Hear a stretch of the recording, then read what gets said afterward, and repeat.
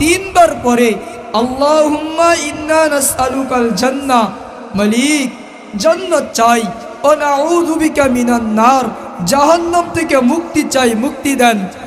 প্রথমবার বলতে দেরি, জান্নাত আল্লাহকে বলে, আল্লাহ ও তো আমাকে চাইতেছে, ওরে আমার ভিতরে ঢুকায়া দেন।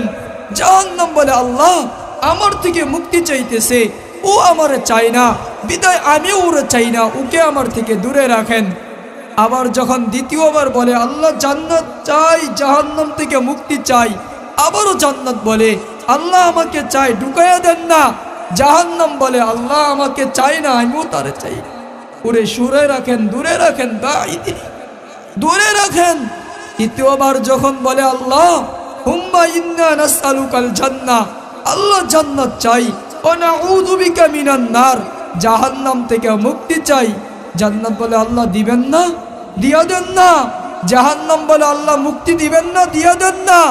আল্লাহ বলেন, শোনো, তোদের দুজনের দোয়াই কবুল, বিদায় ওই ব্যক্তির জন্য জান্নাত ওয়াজিব, জাহান্নাম চিরতরে হারাম।